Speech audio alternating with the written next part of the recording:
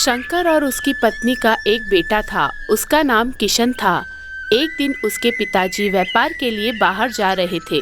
तभी किशन उनके साथ जाने की जिद करने लगता है। माँ, तुम कहो ना पिताजी को कि मुझे भी उनके साथ ले चले। मुझे भी समंदर की सवारी करनी है। मैं भी जाऊंगा माँ। इतनी छोटी सी उम्र में समंदर की सवारी करना अच्छी बात नहीं है बेटा। तू थोड़ा और बड़ा हो जा, तब तुझे पिताजी व्यापार भी सिखाएंगे, समझा? मुझे वो सब नहीं पता। मैं भी पिताजी के साथ जाऊंगा। पिताजी, मुझे भी आपके साथ आना है। मुझे भी आना है। मुझे ले चलिए ना। सुनो बेटा, तुम्हारी उम्र अब पढ़ने की है। अच्छे से पढ़ाई करो। मेरे साथ व्यापार में ले जाने के लिए अभी और समय है। तब तक तुम अच्छे से पढ़ाई करो। वो सब मुझे नहीं मालूम। मुझे आपके साथ आना है, मतलब आना है। ले चलिए ना। जाने दो जी, बहुत जिद कर रहा है ना, लेकर जाइए। इसे समंदर की सवारी बहुत पसंद है, ले जाइए। पिताजी किशन के जिद के आगे उसे साथ ले जाने का निर्णय लेते हैं और समुंदर की सवारी शुरू कर देते हैं। बहुत दूर जाने के बाद एक टापू दिखाई देता है। एक टापू दिखने में बहुत ही अच्छा लग रहा है। राजा, इधर हम लोग एक दिन ठहर कर विश्राम करते हैं। तू कश्ती को उस टापू के पास ले चल। हाँ जी मालिक, ये बहुत ही अच्छा टापू है। मैं एक दिन यहाँ आया था। आपके कहने के अनुसार विश्राम करके जाएंगे। आपके बेटे को खेलने के लिए भी ये बहुत ही अच्छा टापू है। वो लोग टापू के पास विश्राम के लिए रुकते हैं। वहाँ की हरियाली और वातावरण को देखते हुए किशन खुशी से खेलता रहता है। ये टापू मुझे बहुत पसंद आया। पिताजी, हम यहीं पर रहेंगे। हम यहाँ पर सिर्फ एक दिन ही रुकेंगे। हमारे सामने के समंदर के उस पार जो देश है, वहाँ इस समय ही अच्छे ग्राहक होते हैं। बहुत लोग हमारा इंतजार करते होंगे। वह लोग चलते हुए आगे जाते समय कुछ दूरी पर एक गुरुजी उनके शिष्यों को विद्या सिखाते हुए दिखाई देते हैं। वह सभी शिष्य अलग अलग प्रकार की आवाजें और पक्षियों के जैसे बातें करते रहते हैं। ये तो बहुत ही अजीब है। गुरुजी इन्हें क्या सिखा रहे हैं? ये लोग क्या किचकिच कर रहे हैं? कितना अच्छा लग रहा है। पिताजी, ये लोग ऐसे बात कर रहे हैं जैसे पंछियों से बात कर रहे हो। तभी वो लोग गुरुजी के पास जाते हैं और उनसे कहते हैं, प्रणाम गुरुजी। मेरा नाम शंकर है और ये मेरा बेटा किशन है। हम व्यापार के लिए समुद्र के मार्ग से जा रहे थे। विश्राम के लिए यहाँ रुके हैं। अगर आप बुरा न माने तो मेरा एक सवाल है। पूछिए, क्या सवाल है आपका?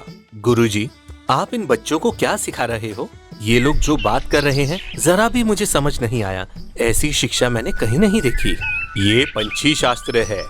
यहाँ पर मैं पंछी कैसे बात करते हैं, किस तरह हम बात करेंगे तो पंछियों से बात कर सकते हैं, वही मैं सिखा रहा हूँ।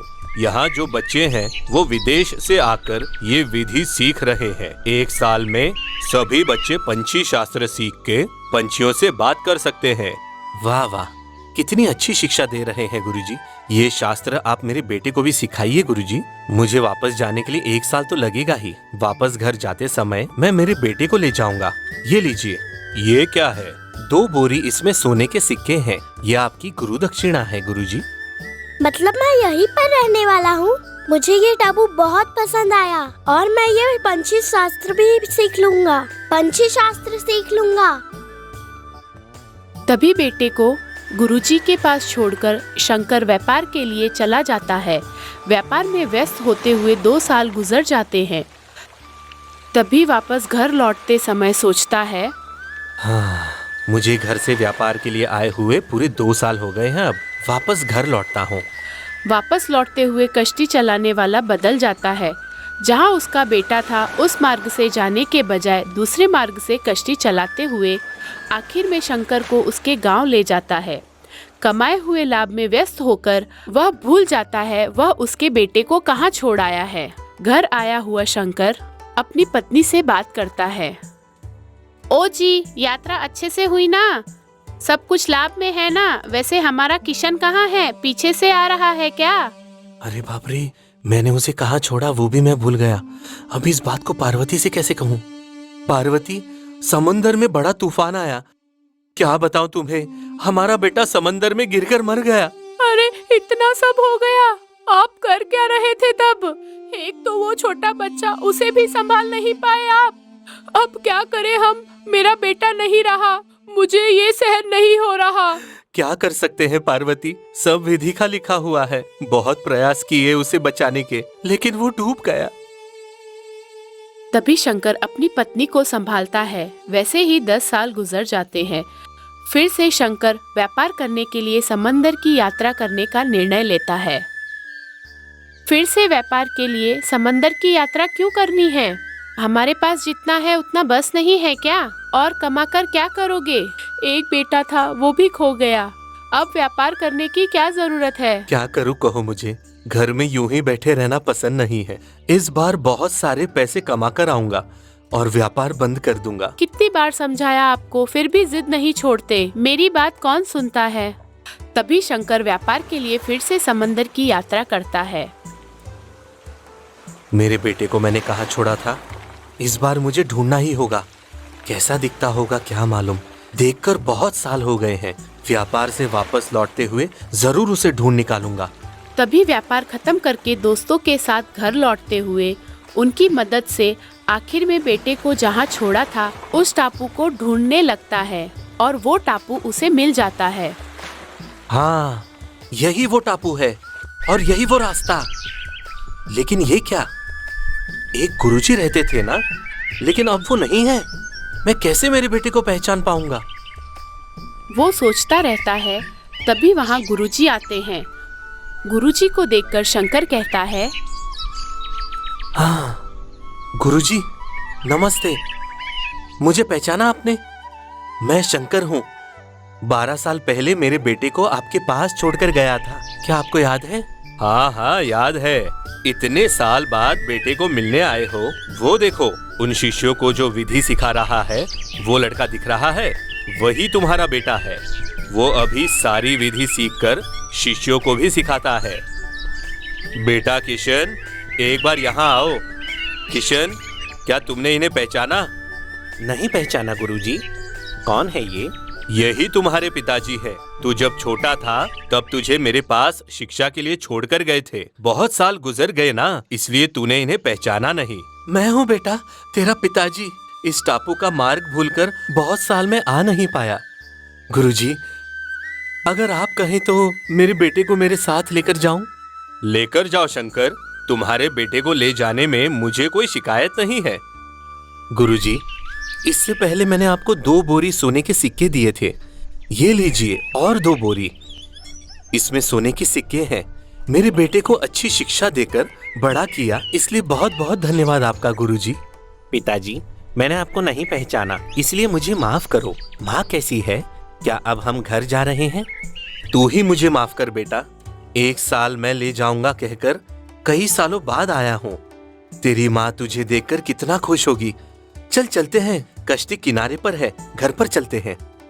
तभी कश्ती पर सवार होकर शंकर उसके बेटे को घर ले जा रहा है। इसी खुशी में अपने दोस्तों से कहता है, ये देखो, यही मेरा बेटा है। बहुत ही अच्छी शिक्षा प्राप्त की है इसने। इसका नाम किशन है। कितनी पढ़ाई की है बेटा? मैंने पंछी शास्त्र सीखा है।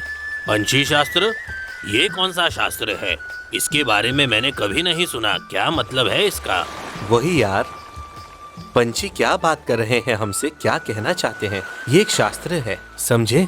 मतलब तेरे बेटे को पंछी क्या बात कर रहे हैं समझ में आता है। बहुत ही विचित्र है ये। तभी कश्ती के ऊपर 2 पक्षी एक दूसरे से किचकिच करके बात करते रहते हैं। चाहिए तो देख लो यार, उधर जो 2 पंछी हैं, वो क्या बात कर रहे हैं, ये मेरा बेटा आपसे कहेगा। बेटा, वो 2 पंछी वहाँ क्या बात कर रहे हैं, जरा इन्हें बताओ। किशन उनकी तरफ देखकर कुछ बात किए बगैर बैठा रहता है। क्या क्या कहा तुमने? अभी पंछी शास्त्र के बारे में? लेकिन तुम्हारा लड़का तो कुछ कहे बगैर ही चुप बैठा है। क्या हुआ किशन, कुछ कह नहीं रहे हो? उनकी भाषा तुम्हें समझ में आ रही है ना? अब तक तूने पंछी शास्त्र ही सीखा है ना, या फिर कुछ और पढ़ा है? कुछ तो बोल। क्यों उसे परेशान कर रहे हो? वो क्या बात कर रहे हैं उसे समझ में नहीं आ रहा। मैं दुखी नहीं होऊंगा। जो तुझे समझ में आ रहा है वो बता। ये पंछी एक दूसरे से क्या बात कर रहे हैं, जरा बता तो सही। ये लोग भी जानना चाहते हैं इसके बारे में। पिताजी, वो क्या बात कर रहे हैं मुझे पता है। उस बात को मैं आपसे कहूँगा तो आप दुखी होंगे, इसलिए मैं आपको नहीं बता रहा। 4 बोरी सिक्के दिए थे मैंने गुरुजी को, लेकिन तू कुछ सीखे बगैर आ गया। पिताजी, वो दोनों ये बात कर रहे हैं कि मैं इस देश का राजा बनने वाला हूँ। ये बात बताने के लिए इतना सोचने की क्या जरूरत है? सुना, मेरा बेटा देश का राजा बनेगा। लेकिन आप मेरे पास मजदूरों की तरह काम करोगे ऐसा कह रहे हैं, इसलिए मैं आपको ये बात नहीं बता रहा था। आपकी जबरदस्ती की वजह से मैं आपसे ये कह रहा हूँ। उस बात को सुनकर शंकर अपमान महसूस करता है। उस दिन रात के समय मैं इतना बड़ा व्यापारी हूँ, इतने सारे सोने के सिक्के देकर इसे पढ़ाया तो कहता है कि ये राजा बनेगा और मैं इसके नीचे काम करने वाला बनूंगा। ये कैसे हो सकता है? थोड़ी पढ़ाई क्या कर ली, जिंदगी की पढ़ाई कर ली ऐसा सोच रहा है। इसे ऐसा नहीं छोड़ सकता, कुछ तो करना होगा। ऐसा सोचकर सोए हुए किशन को एक बड़े से पेटी में डालकर समंदर में फेंक देता है। पंछियों की बातों पर विश्वास करके समंदर में किशन को फेंकने के बाद क्या किशन राजा बना? आगे की कहानी आपको भाग 2 में देखने